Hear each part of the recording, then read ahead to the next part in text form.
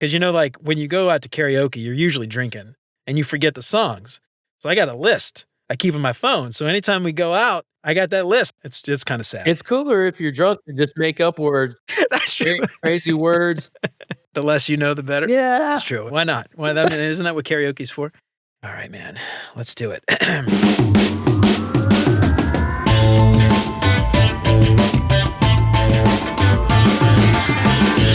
What's up, UX fam? How's your mom and them? Welcome to another episode of Beyond UX Design. I'm Jeremy. If you're new here, welcome to the show. I am super stoked to have you.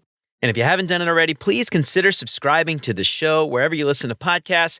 And if you are a regular here and you feel like you're getting something out of the show, I would really appreciate you leaving a 5-star review. That'll help me out so much more than you can imagine.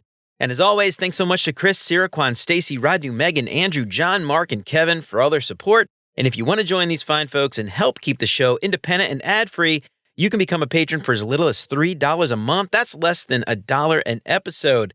And if you do that, you'll get some sweet, sweet perks for your support. And of course, if you think the show is worth sharing, then I would love it if you told some friends.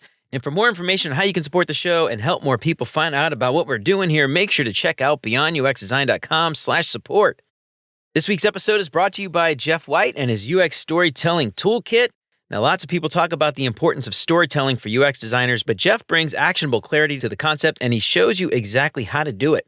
He breaks down different real-world scenarios, like how to use different storytelling methods to present your work to clients and stakeholders, how to craft a better case study for your portfolio, and how to improve portfolio presentations for job interviews. And I love Jeff's approach to storytelling here. It's not your simple once-upon-a-time kind of stuff. And since you're an amazing listener, and I know that this course will help you out so much, I've partnered with Jeff to give everybody listening a 10% discount if you use the code BeyondUX when you check out. So head on over to beyonduxdesign.com/storytelling. Use the code BeyondUX at checkout to get 10% off Jeff's course to learn some incredible techniques to influence your team and advance your UX career. This week's audiobook recommendation is The Power of Moments: Why Certain Experiences Have Extraordinary Impact by Chip and Dan Heath. The Power of Moments explores the creation and significance of those memorable moments. And the book digs into why certain experiences can have a profound and lasting impact that stands out in our memories. And Chip and Dan discuss how these defining moments are built from elements like elevation, insight, pride, and connection, and how understanding these components can help us to create more meaningful experiences in various domains of life, including things like business, education, personal relationships, and all that stuff. And while this book isn't written specifically for UX designers, it offers some valuable insights into crafting those memorable experiences. And I hope you can see the connections here when we think about moments that matter for our users. So head on over to beyonduxdesign.com/audible trial to start your free trial and download The Power of Moments completely free and help support the show in the process. So I don't know how I came across my man Thomas Wilson on LinkedIn. I follow people, someone else. I saw a comment. I was like, I like this dude. He's got some hot takes. I like his hot takes. Thomas is a brilliant guy. We're going to talk to him today about what he thinks is wrong with the UX industry today, but it isn't all negative.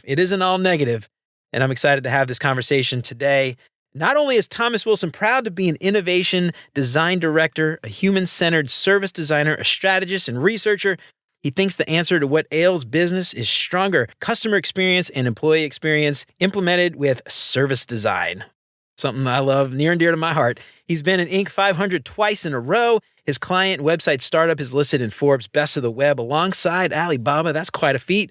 His work has been written about in 2 different trade books and has won countless App Store awards and awards in employee experience. Thomas has done everything from CX to EX and UX, and even advertising, design, environmental and packaging and industrial design. He's worked for the largest healthcare players, systems, retailers, oil and gas companies, and even the largest agencies in the world. He's contributed to work that supported the International Space Station for NASA. That is amazing. I need to hear more about that. Thomas has 30 years of experience, and he's not happy about what he sees in the current state of design in the U.S. today, but he's optimistic that we can change it and course correct, and we're going to talk a little bit about that today. So, Thomas, I am so excited to have you on Beyond UX Design, man. How's it going? Welcome to the show. Hey, Jay. I'm glad to be here. Thanks for having me. Absolutely, man. So I was going to talk to you a little bit about service design today. That was going to be the topic. And you're like, this is some boring ass shit, man. Nobody wants to hear about this. So you'll listen to the other podcast. He's like, I got some more stuff I want to talk about. So we're going to talk all about what Thomas sees going wrong in the industry and how we can fix it. But again, this is all positive. This isn't all negative Nancy stuff. We actually have some actionable things that Thomas thinks we can do. Thomas, before we get into that, I know I read your bio a little bit, but that wasn't everything. You've got a lot of experience. Tell us a little bit about you and how you ultimately came, I think, to realize that shit ain't right now. We need to change. Well, we've seen a lot of huge changes in the last 10 years. And if, we follow a lot of the same people. And, if you listen to some of the stuff that is coming from people like Debbie Levitt, Jared Spool, Darren Hood, Nick Fine, and many others, some people are acclimating to the transition and what's happening. Some people aren't. And some people aren't really telling the what I believe to be the truth about the core fundamental issues. Like when we break down problems and we use something like the law of first principles, we need to get to that chewy center. We need to find out what's really going on. And I think if we brush around the periphery and just sort of piddle paddle around these huge weighty topics, we're not really getting anything done. You know what I mean? We're not making change. And that's what service design is all about. It's really about intellectual honesty. You know what I mean? It's of course there's the systems thinking meets the systematic thinking. And those are the two most critical things, in my opinion, about service design. There's lots of other buzzwords, but and things that we can talk about. But the real difference between the way the folks in Europe are doing service design versus how people in America are doing service design is service design now in the United States of America is largely under product, and it's being controlled by product design. Okay. So product folks, PMs, technicals, that is who service designers are answering to. But as far as I'm concerned, in a perfect world, we would either answer directly to the business, work for some type of journey ops, design ops, or CX. If we had to be rolled under a specific group, I would say CX. You know what I mean? But unfortunately, we're working for product folks, and there's a lot going on there. There's a lot to unpack. One of the biggest things that I see is this disregard for one of the most important research artifacts I think has been made in the last 30 years, and that was Sidney Yoshida's Iceberg of Ignorance. And the reason why it's important is what they basically unpacked, and this is like an 89 or 90 when they did this, but it still holds true today. And they did tons of research, and this research basically indicated that 4% of the problems that occur in a business are known by executives, are known by C-suite. So when we start to unpack that, we go down a layer or two, we go to the managers like team managers, journey managers. 9% of the issues that befall a business or an organization are known by managers. 74% are known by team leaders. These are your principals, your leads, things like that. When you get down to the ground floor of the boots on the ground, that's where 100% of your failings and your issues are known. Yeah. And so what that tells us, and the reason why this is so critical, is right now, because of product first methodologies, we are not leading from the bottom up. And we're not sharing findings from ethnography, from doing good discovery, doing good qualitative. We're not sharing those things up. What's happening is we've completely decimated design leadership, and what we're basically saying is that two layers up that I just mentioned, we basically got rid of everybody above the director level in design leadership in large organizations. And when I say that, knowingly, that's not an assumption. Like, I know this for a fact. I've seen it at 2 or 3 of the largest companies in the United States of America. And I've also, probably talked to 100 people that are saying the same thing. And they're DMing me because they can't talk out loud on LinkedIn because they're afraid. And they're saying, look, this is happening to me and I'm seeing the same thing. And the core issue that's wrong with that is what that means is the people who know 4% of the problems that are really the issues that are befalling the organization, those are the ones, them and the PM, like product leadership, is who's telling designers what to do. And so when you see all these posts and things that are saying, there was a couple yesterday and the day before that I commented on, and they're basically saying something along the lines of, "Hey, these dark patterns are creeping their way into the website, and hey, guys," and they're talking. It's a designer talking to other designers, and I'm like, "Are you kidding me?" Like I've been in that situation. I've seen that done. Someone told that designer to put that. Yeah. I've been there, and I've done those dark patterns, and I promise you, I did them to collect a paycheck. Okay. Yeah. It wasn't like the designers. Yeah, no shit. That doesn't come from designers. Choose it, right. That comes from sales people. It comes from product people. It comes from technicals. It comes from leadership. That is not a design decision. So when people start harping on or bashing the designers for these types of things, it really irks me. It bothers me. But, so that's one of the major issues, is that not understanding. So let me ask you this. You threw out some things in there I want to kind of dig into a little bit. Okay. The first thing I want to understand is, from your perspective, you mentioned product first. You called out product first specifically. Yeah. I want to talk a little bit about product first, and because ultimately, on the surface, when you think about product first, if you look at the literature people have written about product first, it doesn't sound very nefarious. It doesn't sound very bad. It sounds like a good thing. The idea in theory would be, we're building a product that adds value to a user, and everything revolves around that value to the user, and we're focusing on the product. We're not focusing on the CEOs or stakeholders. We're focused on the product and how it delivers value. But in reality, it generally, what at least my experience has been, when people hear product first or product-led growth, they immediately assume the product management led growth. Yeah. And they ignore all that stuff about the user part, right. and that's always tends to be an afterthought. So I don't want to put words in your mouth. Those are just my experience. But I'm curious, from your perspective, is product-led growth what's wrong in the industry? Is more than that, or is product-led growth or product first a symptom of something more? Yeah, it's a symptom of something more. And thanks for segueing into that like that.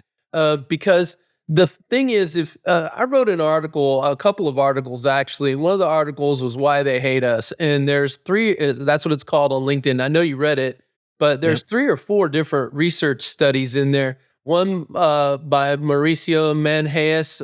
He's a service design professor at SCAD, a real smart guy. There's another one from Dr. Conglio or something like that. And then there's another paper, and all these papers are basically, and there's tons of these, but these were 3 or 4 really powerful ones.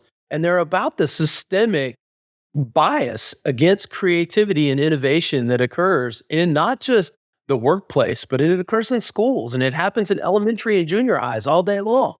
And so people who are creative, people who think creatively and innovatively, are usually subjugated. They're sidelined. They're silenced. And this is a huge issue. There's a lot of this bias that occurs towards people who are creative, the researchers, designers, people who are content folks. And so what's really happening with product first is they're seeking to get rid of the leadership, which is the protective barrier, above designers that takes care of designers and makes sure that we're doing good work and we're functioning in environments of psychological safety and intellectual honesty. And what's happening is raging dishonesty right now. And it's happening from people who are very insecure about what they do or don't know. And the fundamental underpinnings, in my opinion, of why product first is so dangerous is it posits that anything we do creatively is easily teachable with some books or templates.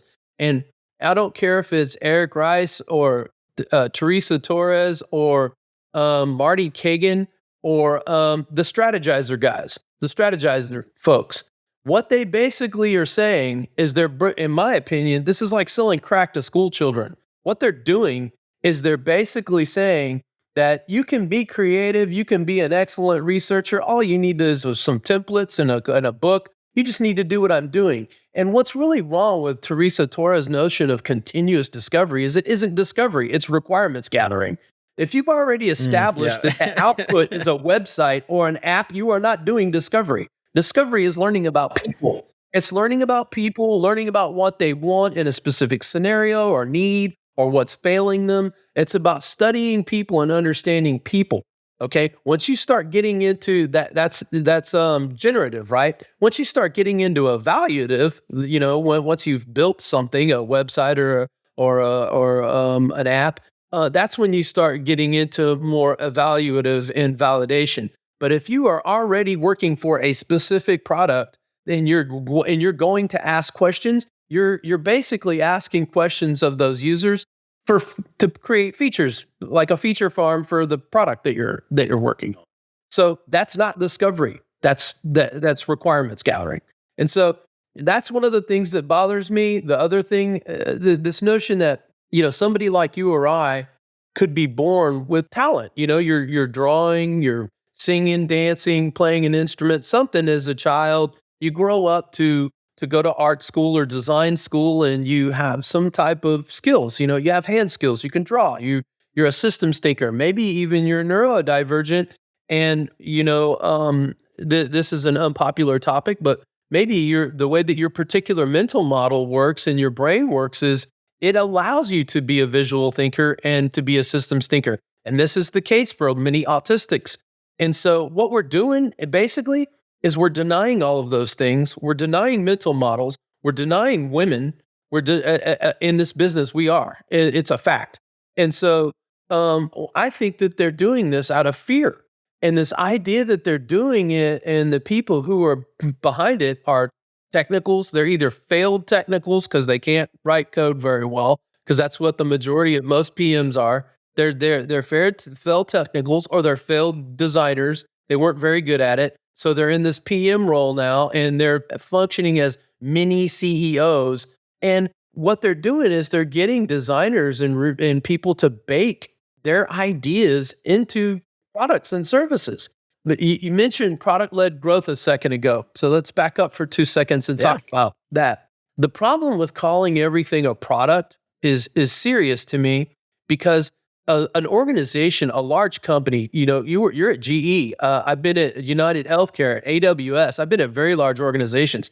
These organizations don't crank out MVPs. Are you kidding? Especially if they have established users, they're not making goofy skeleton prototypes with 5 features in them. They're not doing that. And this notion that everything should be startup culture and it should be speed to delivery, and you're just making junk is bad. Calling everything a product is bad. And the reason is we live in a service economy. Everything that we provide in an organization is a service to somebody. It serves their job to be done. It serves whatever it is that their unique need is, and whatever their utilitarian need is. Nobody comes to your website because they like you. Nobody uses your app because they like you. They're using it to get a job done, and we're providing them a service. So if everything is a service, and we know that software is a service, hence the acronym SaaS, right? Why do we keep doubling down on product? And one of the things that you mentioned was like explaining service design. Morgan Miller, who's someone that I really like a lot and is super smart, practical by design, he came up with this graphic that basically indicates usability occurs in this very small micro area, then user experience. Outside that is the service experience. Outside of that is the strategy for the business, and outside of that is the business strategy as a whole. And marketing and branding and positioning and everything falls in there, as you see. But across the board, understanding that usability is micro design, it is surface design. When you start talking about, working in Figma, you're talking about doing UI, and you're talking about doing interfaces and making buttons and design systems and things like that.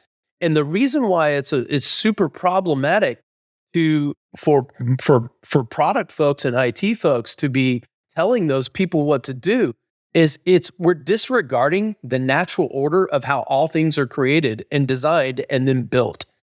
For instance, I'm going to give you several for instances. Number 1, architecture. An architect considers the space, the job, whatever it is. It doesn't matter if it's a house or a building. They consider it. They draw it up. They get into AutoCAD. They draw some elevations. They do some sketching. They start to, or design things after they've, done some fact finding and discovery and had some charrettes and learned about, what it is that they're going to go do. After that, a designer gets a hold of it, and a designer starts to pick out materials and starts to look at, what's the tile going to look like? What are the fixtures going to look like? We need some paint chips. What color are we going to paint this house inside and out, right? So after that, they make a prototype. All this stuff happens for months and months, sometimes years. Okay. And by the time it gets to the person who's going to look at the permits and make sure that you can build successfully and all this other stuff and doing some of that work, a lot of work has been done, but it's moving down an assembly line of creation, right? And so by the time we get to the job foreman, which is what a PM is, they're running and maintaining and managing the trade workers. What are the trade workers? Those trade workers are the plumbers, the sheetrockers. Right. The ones actually building the thing and actually nailing the hammers, carpenters, right? Yeah. The ones that are building the thing. But you better believe every single person listening to this podcast, including yourself right now, if you were to go hire an electrician and a plumber and a carpenter to go redo your kitchen or your bathroom with no plans and no design, and you don't know what tile it, you're going to have a problem. You're going to have a huge problem, and they're going to make garbage. We'll just figure it out as we go. We'll iterate. They're going to make garbage. And that is what's happening right now in a product theater near you, is they're disregarding the architecture part, they're disregarding the designer part, and they're suggesting that the job foreman and the trade workers at the end of the process should be running all of it, and they should keep creeping up the funnel to the beginning. Now, we just talked about architecture. I want to establish this notion, okay, by using others, right? It doesn't matter if it's industrial design. Let's talk about cars, okay? The person who sketches the car and starts to figure out what they want to make it look like, the person who gets the giant blob of brown clay and starts to shape the model of the car, is not the same person that puts the fender wells on. It's not the same person who rivets the chassis together on the assembly line. It's not the same person. And so this idea that everybody should be, that you're going to start with the Figma designer, the UI designer, and you're going to get them to do all that other stuff is so ass backwards. It's ridiculous. One of the things that drive me crazy about product-led growth, I think, is just one, it's the name of it drives me kind of crazy. And I think at a very high level, I think the words that we use matter.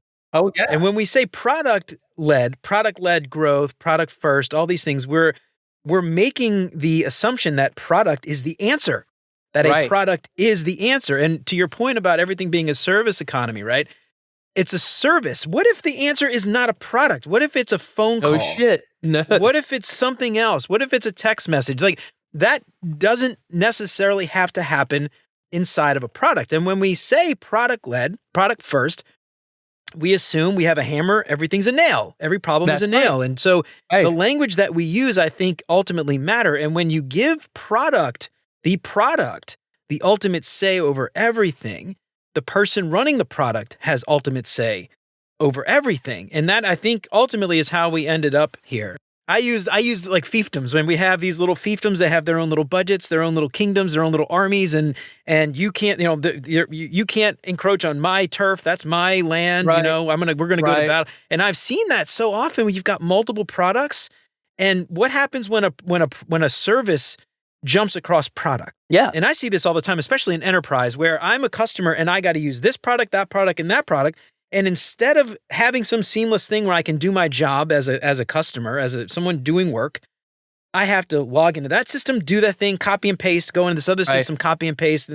Instead of having those teams in the background understanding that job to be done, persona, whatever you might want to call it, and understanding that the service is there and the products are irrelevant to that service, and the customers couldn't care less. That's the thing. They don't care. They couldn't care less what product manager owns a thing or doesn't. Customers don't buy your code stack. They don't give a shit about how you built that thing. They just want it to work and solve their particular problem. And you said a whole lot in that statement, and you're 100% correct. When you look at like a business, just what you said, supply chain, value chain, what's your customer service like? What's happening in your call centers? Because service design addresses all that. Your voice. Sometimes, when you have these different LOBs and you have silos, each person, each one of those PMs that you're talking about is basically like a little mini Napoleon. They're like a little tyrant. Each one of those people, they have different writers, different voices. And so what ends up happening is the messaging that you get in your email sent to you as a member or a customer for something is different than the messaging on the website. It's different than what's in the app. It's different than the stuff you get in the mail. And the crazy thing is the majority of the things that ail a business are not in your website or your app. It's in how you're doing business. It's in how the business is built, designed, run. It's that understanding your North Star. What are you going to be in 4 years? What are you going to be in 5? Where do you see this industry going? And do you have plans for change? That's all design. That's all service design, and that's all research, and it's all required. And if you look at what Mark Cuban just did with Mark Cuban Cost Plus Drugs, this is a guy who owns the Mavericks. He's owned lots of tech businesses. And what he did is he just took a supply chain that was convoluted and he removed pieces from it and made it simple and Occam's razor. That's basically what he just did. And if you know anything at all about service design, that is 100% a service design activity. I love that. Now, the thing that drives me crazy, you just said that I want to call this out, is the service exists, whether you've designed it and been intentional about it or not, right? The service is either bad because no one put any effort into thinking about it, or the service is good and delightful and pleasant or whatever UX buzzwords we want to use because someone has made an effort to align all the various things. And so it's happening. That's the thing I think a lot of product teams and other folks, they don't really understand. And a lot of teams, and especially in the States, we don't really have service designers. I don't know of many, to be perfectly honest. I don't know many companies, at least, that do. I know Airbnb, I think, has some service design team. They might call them architects. I'm not sure. But when you've got someone planning that, right? The thing that I see, though, today is those teams either fall under product, like you mentioned, and then they are subject to whatever the product team wants, or they sit completely out of product and have no teeth to enforce anything. And the product team still gets to go do whatever they want. Yeah. So I deliver you a bunch of artifacts and do all this work and you just do nothing with it. And so they're not empowered to do anything, to change anything, I guess. Right. So that's something I've seen. I'm curious, what's your experience been there? You've done this a lot longer than I have. What have you seen? Yeah, that's you nailed it in a lot of different ways right there. But that leads me to this. The reason why I'm basically suggesting is the model of the PM, which I think we can all agree. There's two types of PMs. You've got the failed technical PM, the PM that couldn't cut it as a programmer. And so they're now, they're basically a technical cat herder. That's the most common form of PM that I see in large organizations. It's the person, if you go read their bio, they have some coding experience. They started off doing some type of, science or math degree, and they didn't really hack it as a programmer. So now they're basically managing products. And so the other one is, all of a sudden, in just the last 2 or 3 years, we're starting to see PMs coming from everywhere, from marketing, from wherever. They're like, oh, you've been at the organization 5 years or 10 years. Let's move you over here to be in control of this massive product. And so that, in my opinion, is even more dangerous. So both of those things don't work. What does work, because service designers look at holistically, they look at the entire business. They zoom way out and do that systems thinking. They understand the organism of the business, but they zoom in to do the systematic thinking and address specific areas of service and service delivery. And the reason why I'm saying what I'm saying is I believe that service designers really should occupy that position or be far more involved in the managing of products and services than a PM. They're more suited to do it. They have way more tools in their tool belt to do it properly. And I feel like that's one of the biggest things that's happening that's wrong with how we're doing business. And I think we can all agree that experiences are not getting better, and that your websites that you interact with, your POS systems, I don't care if it's your television, anything you're touching, It's not getting better. I don't hear anyone saying that. I believe it can, but pretty much everything I interact with on a daily basis is broken. It doesn't work, and this is the reason why. So this is something that I'm curious to get your thoughts on, and I've seen a lot of people talking about this recently. I've had the same thoughts in my head, but I've seen more and more UX designers realize that they have very little control in their current positions, and so they will then go and now they're trying to become product managers because they realize that the product teams generally have the budgets, the control, the say, the influence in a lot of organizations. So I've seen that. I've actually thought about that myself, like I don't really care. Call me whatever you want. Let's just build some really great software that gets, that brings value to users. I'm curious your thoughts on that maybe third type of product manager, which is, the UX expat, let's call them that have realized they can do a lot more on that side. I encourage that. Yeah, I encourage that. I've actually said that in several posts and things on LinkedIn a lot people who were traditional UXers, because UXers are being pushed out, researchers are being pushed out. I think that traditional UXers and service designers who don't, won't want to do whatever it is that they're doing or they're not really happy, we should go more into the PM realm because you can still use those skill sets and they're very much in line with what you need to do. And you're probably going to do a hell of a lot better than the two types of PMs that I mentioned earlier. But one of the things that I think is a huge drawback, like both of us are connected to several people that say things like this. And I really want to address this because it's important. When a Figma designer, when someone who does heavy UI production output says something along the lines of design leaders need to keep their skills sharp and work in Figma, and they need to be, working in Figma, and this whole notion of the player coach, those things are symptoms of all of this stuff that we're talking about.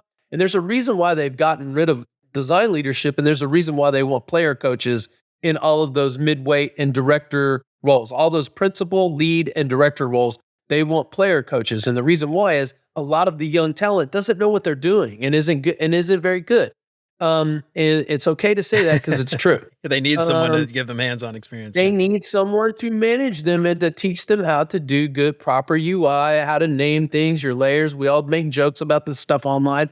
But where I think some of these Figma folks and some of these production folks are getting things twisted is when they say that the design leader's job is not to get down in the weeds and create your design system and create buttons. It's just not. You need to think beyond the button. You need to think beyond the code. And the bottom line is, if you look at the military, generals don't hang out with privates and they don't fight alongside them. And the reason is because of their skill and because of the fact that they've been doing it 20 years, 30 years to be a general. They're better suited being in the war room or the tent, listening to intel, collecting data, looking at maps and saying, hey, we need to move over here, not there. They're coming in from the north, so we need to hit them from the south. That's all strategy. And the thing is, that's what design leaders do. They do that, and they also provide air cover. They also are buffers between you and the business so that designers don't get abused. And so when you say these silly things like, someone with 25, 30 years of experience who's, making $300,000 a year or up, and, they should be down in the weeds playing in Figma, you're foolish. And what you're doing is you're basically disregarding the very thing that you should find the most valuable, which is protecting you and making sure that you do good work and you have a safe place to do that. You bring up an interesting point too, because there's an opportunity cost always, right? Yep. When we're doing that, when we're in Figma as a design leader, when we're figuring out what the border radius of a button should be, or the font, or the color, we're not spending time doing other things like shielding the team from the bullshit and missing out on the meetings and the strategy and influencing people above us to make the right decisions, And I think that drives me crazy. It's like, where are your priorities when you feel like that is something you care about? Now, that said, if you want to figure out how to master Figma on your spare time because you think it's a fun thing to do, maybe it is something you want to do because you feel like you want to be able to utilize that in some way, but when that becomes part of your day-to-day 40-hour-a-week job, I think it says a lot about where your priorities are. And it says a lot about where you're working. Right. And also, too, it's like I've seen the argument that, we need to know what good looks like so when we hire people, if you're at a director level you shouldn't be the one making the final decision on who gets hired. Your team should be there on the panel giving input. Right. Like the people beneath you should be giving you input. It's like you're not a tyrant, like you mentioned. You're not little Napoleon. Like, I hire him, hire that, her, hire them. Blah, blah. It should be your team saying, well, I like them. I did, and I don't know. That just to me says a lot about the culture of that team as well. Like, why do you feel like you have to do the work? You micromanaging them? Like, hire people who can do great work and then teach the rest of the team. It's not your job as a director, a leader, to do the work. I think it's crazy. I don't know. A lot of businesses over-indexed on talent, and they overhired the wrong people. And it's okay to say this because it's true. They overhired people who are inexperienced. They gave people principal and lead titles who should have been called juniors. They should have been shadowing someone who is a lead or a principal. And this is a huge, huge issue. And what they've done is they had to bloodlet and they had to let go a lot of people. And what they've done is they've stressed a lot of. Okay, I was gonna ask, do you think that's the reason why we saw so many layoffs? Oh yeah, and a lot of people who are director levels and people who are principal levels walked away from business. They walked away because what they were being asked to do is, hey, I want you to take $180,000 a year, and I want you to. You're not managing them, but I want you to be head of the community of practice, and I want you to teach these 10 people who don't know anything, who are making 150 or 160. They're making 20 or 30K less than you. Why do we give these people a job? Yeah. Yeah. And meanwhile, you can't assess their skills and you can't fire them if they suck. But you're supposed to just make them as good as you are. And you've got 25 years of experience and have read 100 books and have 3 degrees. Forget that.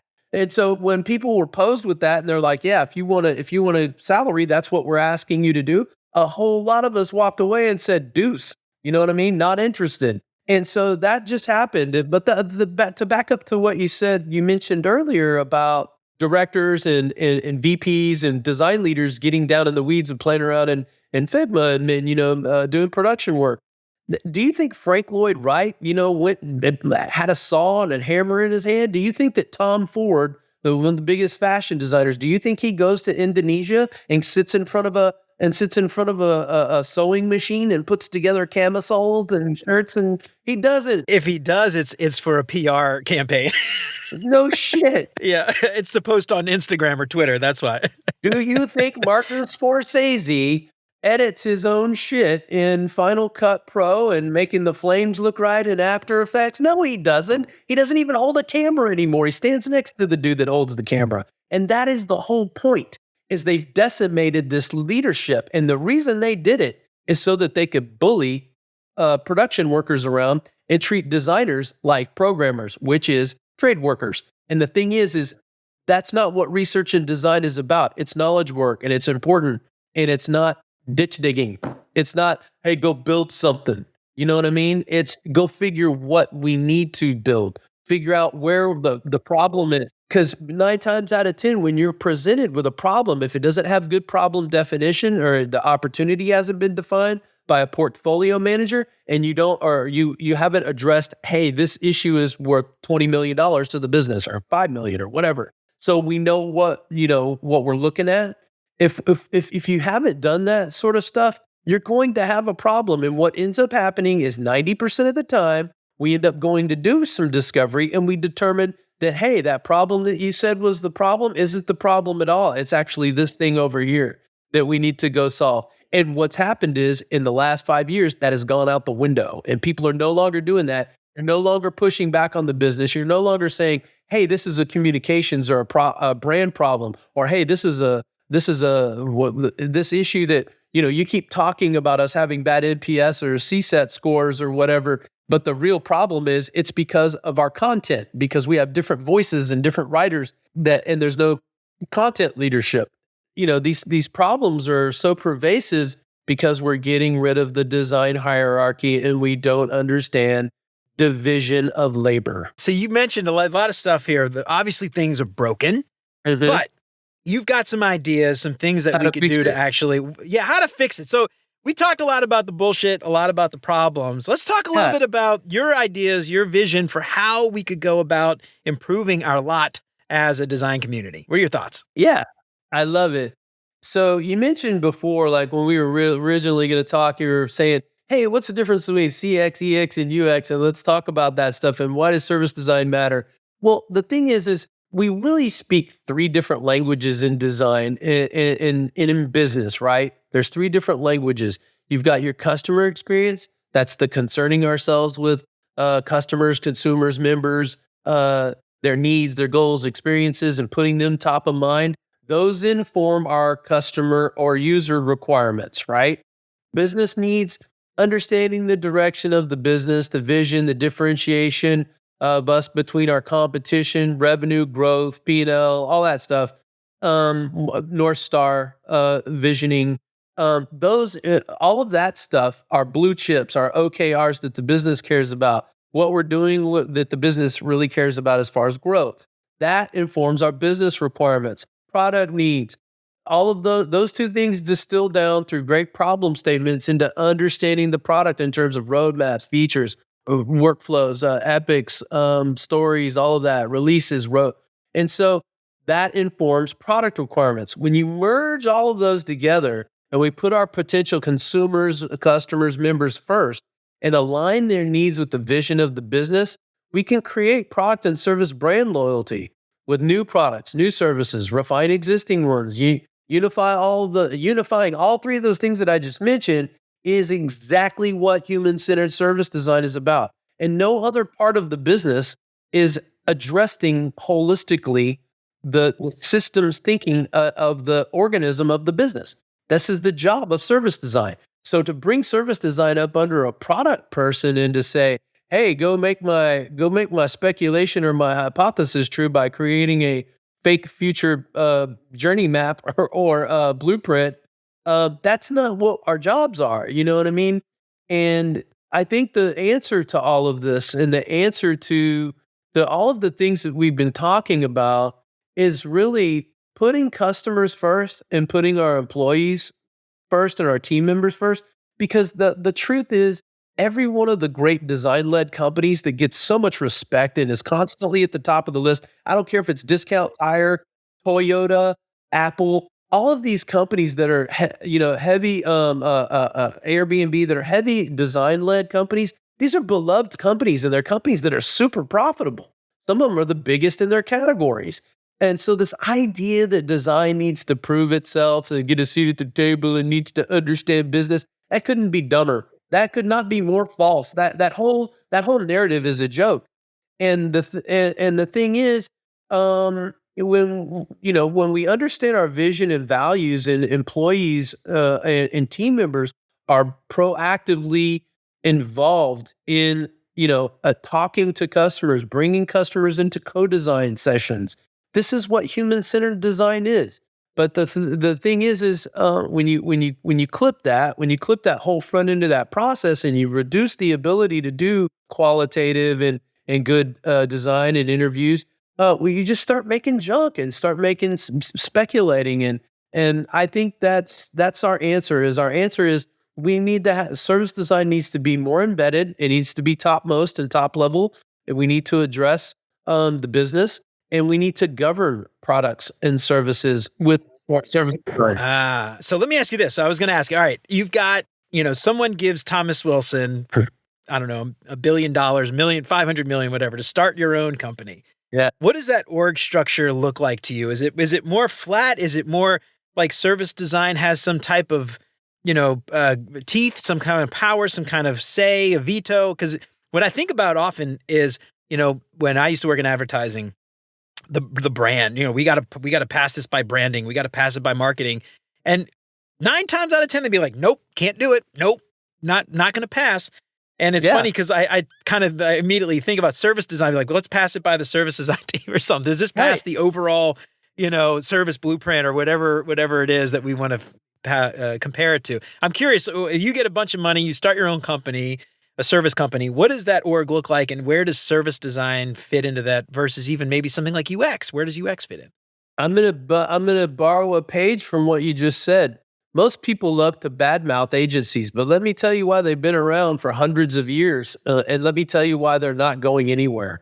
I don't care if it's Wonderman or Y&R, whatever. These agencies aren't going anywhere. Razorfish, Fjord. The bottom line with what you just mentioned about agencies is there's hierarchy there. And so if agencies fail, and they don't, they don't fail 95% of the time, which is how often product fails. It fails 70 to 75%. You mentioned you had a post the other day and I was commenting on it. Yeah. Those numbers come out annually from Gartner, from Capgemini, from Forrester. They come out from everybody, puts those numbers out, and they're the same for the last 10, 15 years.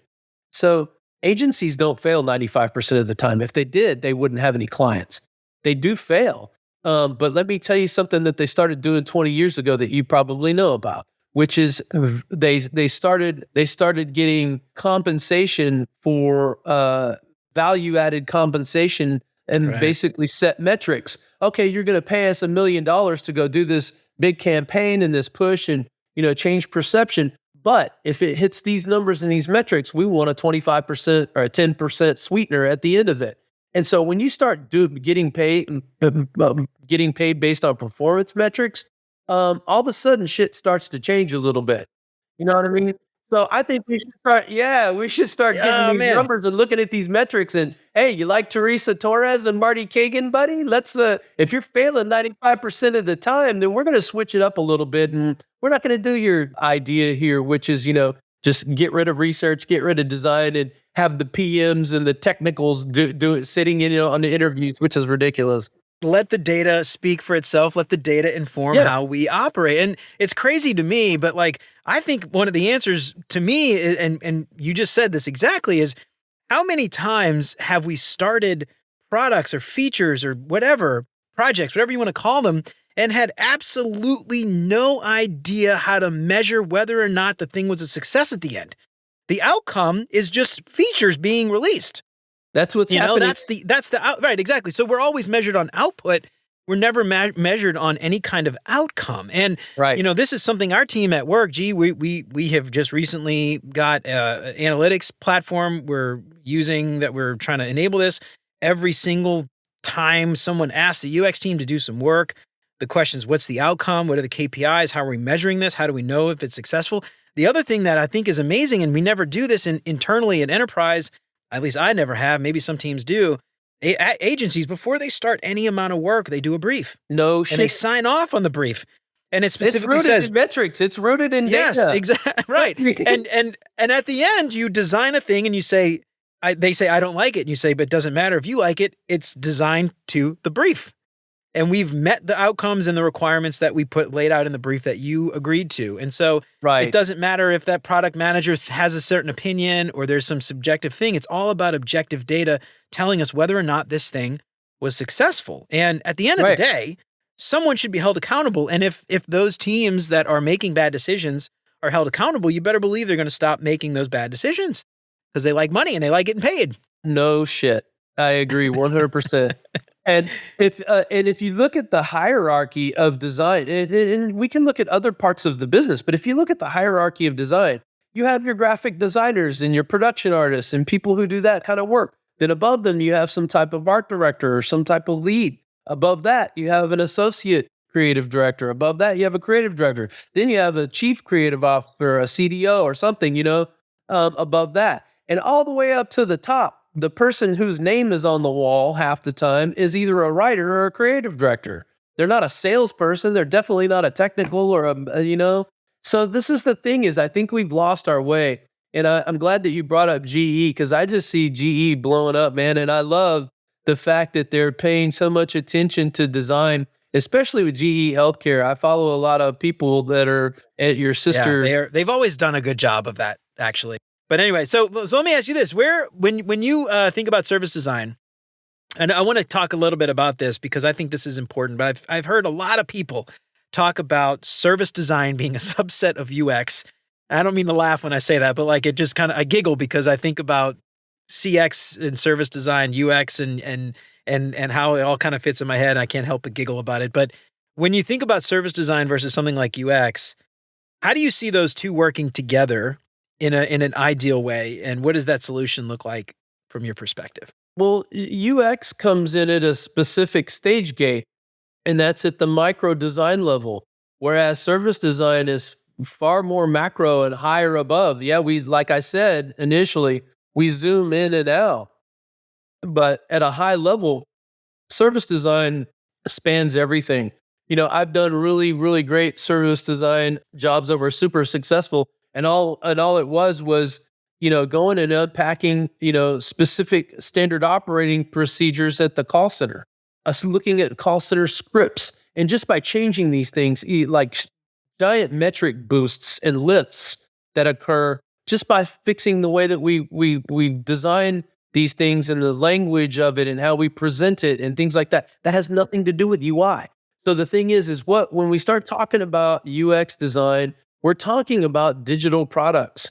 And like you mentioned earlier, and like I've said a couple of times, is the majority of the things that are wrong with the business are not in your app. They're not in your website. That is a part of it, but it's a small part usually, unless all you are is a startup and an app. If you're Uber, if you're Slack, if you're Sketch or Figma, hey, I get it. All you are is an app. Okay. So everything should be requirements gathering, and you should be product first all day. Nice talking to you. But if you're GE, if you're United Healthcare, if you're Amazon, no, you shouldn't. See, but even still, I feel like there's still a level of customer support, service, FAQs, like when I see a bug, what do I do? Who do I contact? How do I report it? When I'm, Uber, I have an issue, and then there's also too, Uber, it's not just the app that I use to book the ride. It's the app that the drivers use to find the people that need the ride, right? It's the system to get paid and the system to add get your tax information and all that other stuff. The support team probably has their own systems that Uber's building in-house. And so, yes, the Uber product is the thing that we sell commercially, but the service is all of those things together. Right. And just like you mentioned, the best companies put their people first. And hopefully, I assume Uber, Lyft, all those companies are creating great experiences for the drivers, for the employees, for the people who work there, to be able to do the things they need to do to provide the support, the service to the other employees, to the drivers who are technically, I guess, not employees according to legal contracts. But, so like it's even when I just have a single app, that I'm selling, that thing is there because I find value in the service that it provides me. I'm able to do a thing. Everything. Right? And it doesn't matter and everything's a service. So like, if I can't do the thing I needed to do, it's no longer valuable to me. And sometimes that thing may not be an app, Right. And I think about like Airbnb, like that service, it's like, what happens when I get to the house and it's not the way I want it to be? Or, who do I contact? How do I get my money back? All those things to me are just beyond the app. And to me, that's where service design really shines. And the really great companies that do it really well, let those teams connect those dots and enforce those things across the board.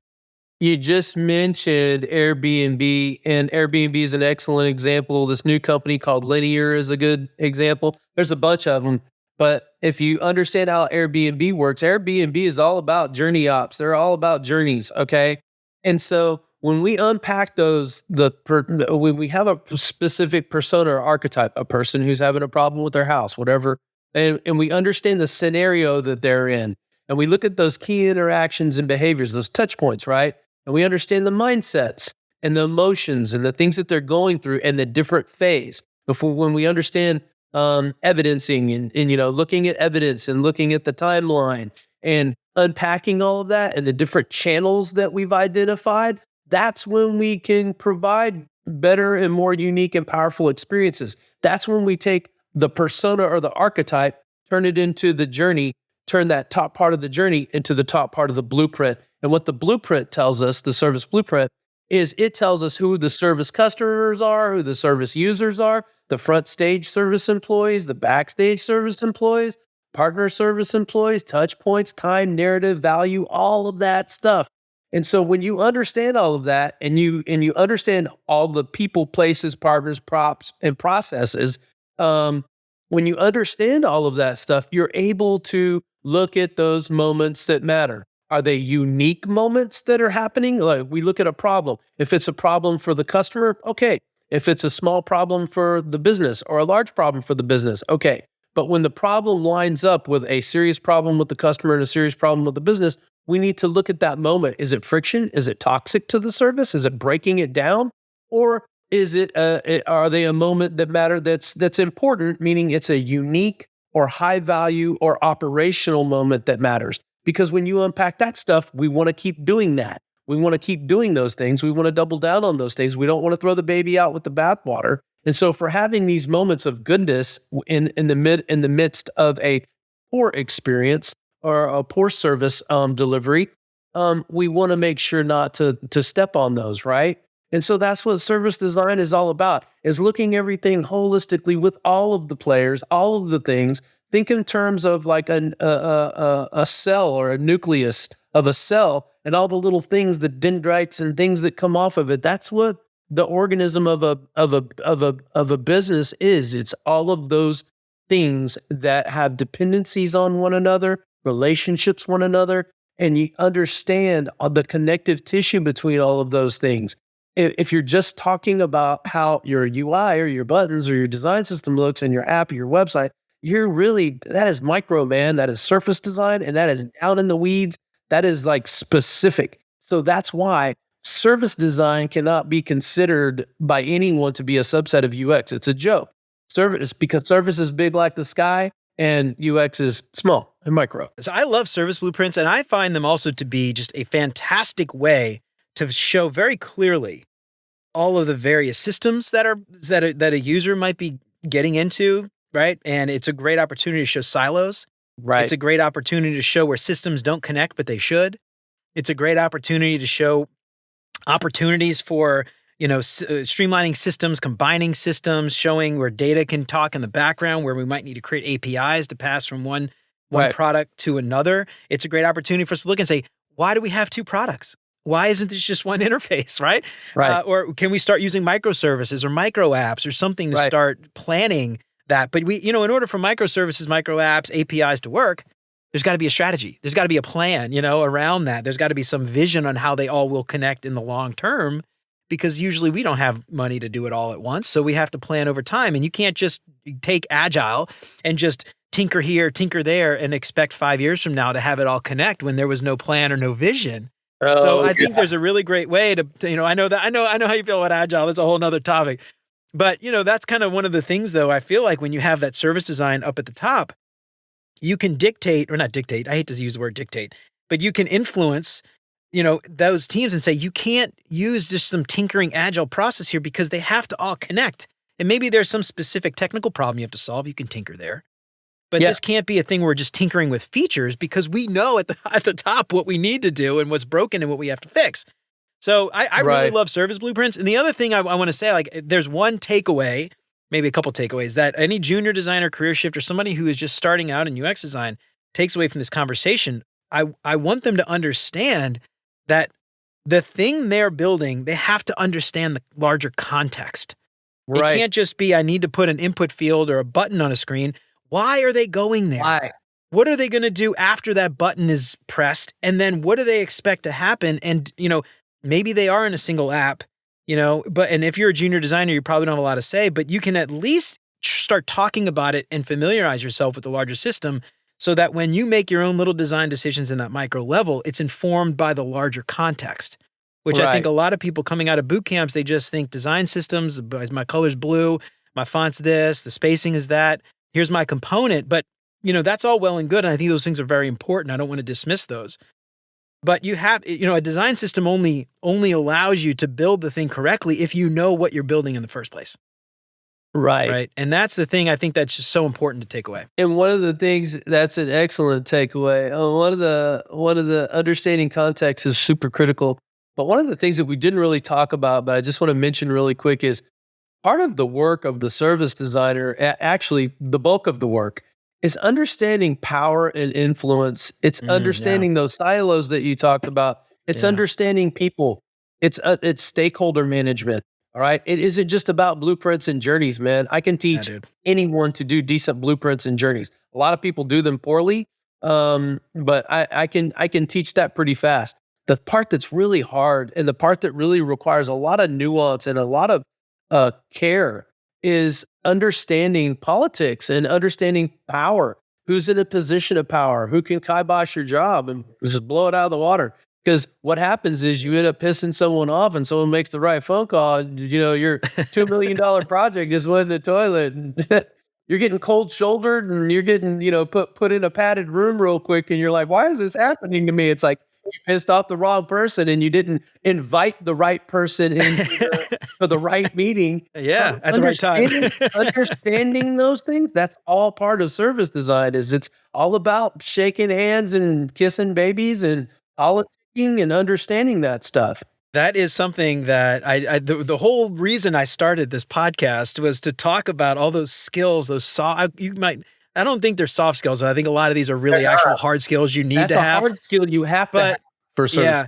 But like when you think about UX designers in general, and they go to a boot camp, they learn how to use Figma, they learn how to write a user story. They're not those kind of people, and they're not learning that. Well, so like that's the thing. For me, this whole podcast started, and this is something that like I tell people this all the time, but you cannot build great software without great relationships. It just cannot happen. You cannot build something unless you work with the team and you understand, you do that stakeholder management, you understand who influences who, how, when, how they connect, who their allies are, who they don't like, those kind of like the last thing you want is to try to build an ally with some enemy of an important person. Maybe you need the ally, but like also build that ally on the other side. But, understanding that is so critical. This is something I used to get shit from my engineering friends. I used to say like, software in theory is easy, right? You type in some code, you do it correctly. There's no typos and you get exactly what you wanted, right? You get the output that you typed in. What makes software hard are the people and the relationships and the agendas and the politics and all that stuff. That makes software really hard. And, you could design the most amazing interface in the world and it could solve all the users' problems. But if you cannot figure out how to get that thing built and shipped and pushed to production, it was all a giant waste of everyone's time.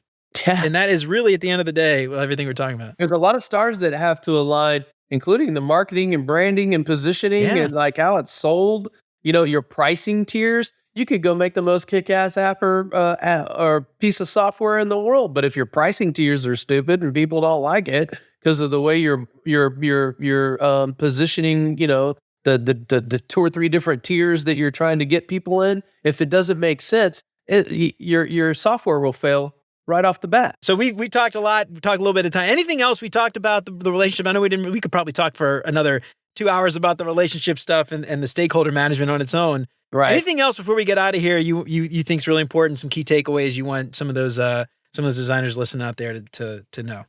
You mentioned before that you really cared a lot about young designers and you wanted this podcast to help educate young people that are coming into the business.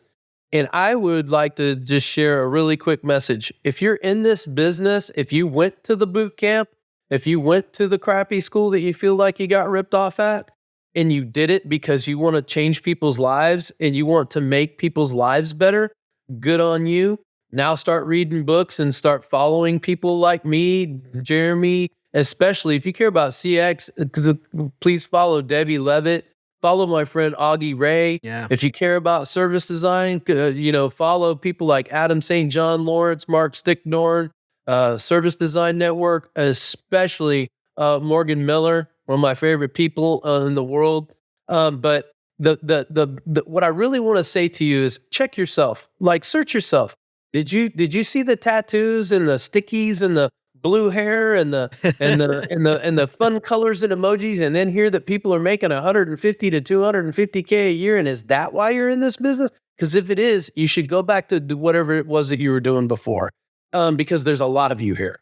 And the bottom line is, if you don't want to get abused, if you don't want to be in a thankless job, if you don't want to get your heart stepped on at least once a week by caring so much about users that you're on the verge of crying because you can't talk to them and you feel like you're doing the wrong thing, if you're not driven by that and that those aren't feelings that you get on a regular basis, this business probably isn't for you. Am I a gatekeeper? You bet.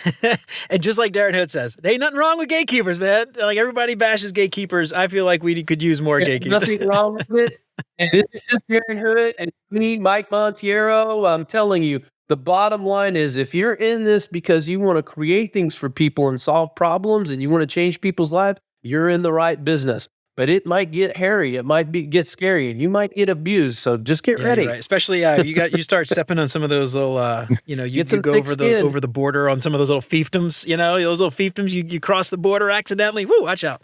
Watch out, man. All right. Awesome. Yeah. So, Thomas, I know you got a lot of resources. If you want to send me some resources, we'll include them in the show notes. You mentioned a couple. One I really like is, I think, is it Mark Fontaine's got the Service Design Podcast. That's a really good, if you're in a podcast, that's a really good podcast. I think you mentioned the Service Design Network. He runs, if I'm not mistaken, he runs a Service Design Network, which is, he's part of it. He's a member of the Service Design Network. Oh, is he? Okay. For some reason, I thought he started. Okay. So he's a member, but there's Burgett Major and a bunch of other people are part of the Service Design Network. And actually, there are chapters in every city and country. Cool. Right on. Yeah. You mentioned Debbie Levitt. We actually had her on not long ago. We talked about critical thinking. We didn't really talk about CX very much, but I'd love to, at some point, maybe we'll get her back on. She's got an awesome book, Customers. I got it right here on my bookshelf. Customers Know You Suck. I love that. That's a really great book. I love that book. And it talks all about CX. So if you're, I think that's a really good primer too for CX. If you're not really familiar with what CX is and you've only ever heard the term UX and CX is kind of something like, what the hell is CX? It's not the same just because there's an X at the end. It's more than just UX. So go check that out. That's awesome. All right, Thomas. So we've got a couple of questions I like to ask all my guests to help all my listeners out there get to know my guests a little bit better. You got some time to stick around, answer some silly questions. Let's do it. All right, man. First up, what's your favorite non-design book? You read a lot, so this might be hard. Man and His Symbols by Carl Jung. All right, Carl Jung. Those are some philosophy stuff. I love that, man. What do you like most about that one? Why pick that one? Well, it's an interesting book that talks a lot about symbolism, and it talks about things that permeate culture, human culture, and symbols. And this, him and Joseph Campbell both are people that I've read a ton about, and I've read all their books, and I just really love the idea of associating our belief systems with symbolism, with marks, brands, logos, iconography, glyphs. I just think that stuff's fascinating. So it is, yeah. And psychology in general, anything psychology, absolutely 100%. Is tangentially, at least tangentially related to what we do as UX designers. I mean, if you can't understand how people think and stuff, you're gonna have a very hard time designing an experience for them. I love it. All right, what is your favorite non-design podcast? That's a bad one. If you don't really listen to podcasts, maybe YouTube series or something, or TV show, whatever. I don't know. I only listen to design podcasts or research podcasts. I would say research podcast work. That's I would say the only other podcast that I probably listen to sometimes would be like something like NPR. So that's a terrible answer. All right, I'll throw you a curveball, or I'll throw you a lob, a softball question. What's your favorite design podcast? I like Mark Fontaine's show. This is that Service Design show.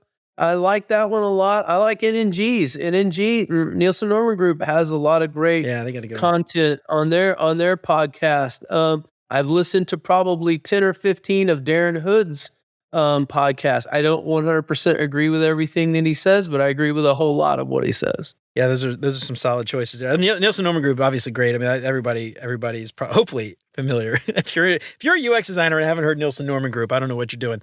All right, what is your favorite meal? Really, that's a good one, and it's hard because I really like Ethiopian, Thai, and Indian. Those are my favorite. Ethiopian, Thai, or Indian, one of those three. So toss up. Growing up in New Orleans, everybody talks about how good New Orleans food is. But pretty much the only food that's good in New Orleans is the New Orleans food. Cajun food. We don't really do. Yeah, exactly. We don't really Louisiana food. We don't really do like ethnic food very well in New Orleans, and there was not a lot of Indian options down there. And moving up to Cincinnati, though, man, I've been impressed. We've had a lot of really good restaurants up here, really good Indian restaurants. But yeah, I'm gonna go get some Thai for lunch, man. I got a new Thai place opened up down the street, so that's gonna be my thing. I'm gonna go get some Thai food here in a little bit. Get Penang curry, and get you some coconut ice cream. Ooh, woo. Yeah, you're right. All right, what's your favorite vacation spot? Um, it used to be Mexico, but now it's Ireland. Ireland. Cool. What part? Any particular city or town? Yeah, my family is from between Galway and Oranmore, and so I really like that area. It's beautiful, and it just has a special place in my heart. I love Irish people. Hell yeah, man. Do you still have family there? No, No, no cousins or anything. Oh, that'd be cool going back. I do. I actually got in. I actually got into a taxi, and the guy that was driving was a distant relative. And I went to eat Okay. at a restaurant, and I told them who I was, and I said, "This is my family surname was Burke." And so all the Burkes are in that area are descendants of William de Burgh. And so I just Right on. When did your family leave Ireland? Did they come in like 100 years ago, or like several hundred years ago, or like how long have they been in the States? after the hunger, the fake famine, the Okay, potato so like famine, which that was really serfdom and 18. yeah, 100 When was that? years ago. 1800? Yeah. So you probably still have like third cousins, fourth cousins, maybe something like. Yep. Yeah, that's awesome, man. That's really cool. I love it. I love like that's a cool thing about America is like everybody, melting pot. Obviously, like our families like from all over the world, and like we still have like all these people there that we're related to that like completely different cultures and language and everything else is pretty fascinating. I love thinking about that Right. stuff. All right, what is your favorite design tool that is not Figma? You might, I don't know how much you use Figma, Yes. but I ask everybody. this. Illustrator. Illustrator or Ooh, I love Illustrator. What Miro do is you- not really a design tool, but man, I love Miro. But I Illustrator is probably my favorite design tool. Right on, man. Yeah, I would consider Miro a design. I use Miro. That's my tool of choice. I was actually in a workshop the other day, and there's a new. I don't know if it's new, but I just discovered it at least, like a wireframing kit that they have. It's like Okay. part of like it's not even a plugin. It's like part of their stuff, and you can. I was designing like a screen and stuff for this workshop. Like all drag and drop, and like it's pretty cool how it works. Actually, it's like you can change components around, toggle things on and off, change stuff. It's pretty sweet. Activated states and all that stuff. Anyway, pretty sweet stuff. All right, Thomas, that's it, man. That's everything we got for today. Before we get out of here, why don't you give yourself a plug? Let everybody know where they can find you, all your writings, all your stuff, even your band, where they can find you on Spotify, all that stuff, man. Oh, you can find me on LinkedIn, and I'm easy to find. I'm usually talking the most shit about product first and those types of mindsets. And yeah, thanks for plugging my music. I don't normally tell people about it. I just a handful of friends on LinkedIn, but you can look at my Spotify. You can search Saint Thomas X. That's my Love it. music. Yeah, it's really cool stuff. Hell yeah, man. I don't know if you knew this. I had a conversation with Debbie Levitt a while back, and she used to do like prog goth metal or no He's prog goth crazy, man. operas. Yeah. So He like can you guys could sing. do a collaboration at some point. She goes to karaoke a lot. Oh, dude, that's what I'm talking about, man. I love it. All right, Thomas, awesome, man. Well, thanks for coming on. Appreciate you sharing all your hot takes. I think this is some good stuff. I think it's really important for people to know. Thanks again, man. I really appreciate it. Thanks for having me, Jay, man. Have a great day and a great weekend. Right on. Bye now. Well, all right, y'all. That's it for Thomas and me for today. I hope we helped shed a little bit of light on some of the things Thomas thinks is going wrong with the software industry today. And I just want you guys to understand this is not all negative. There's a lot of bright spots out there. There's a lot of opportunity for us to think about the work that we do and improve the work that we do. I think this is something really important. Everybody should be thinking about the context, understand what you're building, why it's important, what's the outcome, how do you measure the success, and I think you're going to be just fine. Anybody out there ever work with service designers? Anybody out there thinking about getting into service design? I'd love to know what you think. Shoot me an email at hello@beyonduxdesign.com. I'd love to hear from you. And if you like what you heard today, don't forget to subscribe wherever you listen to podcasts. If you feel like you're getting something out of the show, I would love it if you left a 5-star review. That would help me out so much more than you know. And if you know somebody who might find any of this stuff useful, then why don't you tell them about it? That would be fantastic. If you want to help keep the show independent and ad-free, check out all those Patreon sponsorship packages at beyonduxdesign.com/support. You can join Chris, Siraquan, Stacy, Radu, Megan, Andrew, John, Mark, and Kevin by supporting the show for as little as $3 a month. There are some awesome perks like that badass holographic Beyond UX Design sticker. You can get a shout out on the show every week. There's even a package to meet with me for 30 minutes every month. And don't forget to head on over to beyonduxdesign.com/audibletrial to download The Power of Moments, Why Certain Experiences Have Extraordinary Impact by Chip and Dan Heath. Sign up for a free 30-day Audible trial. Cancel at any time, and the book is yours to keep forever. And in case you forgot, I've partnered with Audible.com, so anytime you sign up for a free trial, you'll help support the show. There's no obligation. You can cancel anytime, and the audiobook is yours to keep forever. So get a free audiobook on me and help support the show. Do yourself a favor and head on over to beyonduxdesign.com/storytelling and use the promo code BeyondUX at checkout to get 10% off Jeff's storytelling course to learn some super valuable ways to influence your team and advance your UX career. And remember to sign up for the newsletter. Check out all the past episodes along with all the show notes at beyonduxdesign.com. I hope you keep coming back for more great UX tips from Beyond UX Design. And until next time, remember, you're more than a designer because there's more to UX and design. I'll see you around. Take care, y'all.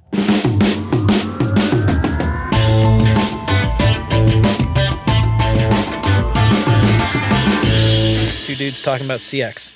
That's all we're doing here.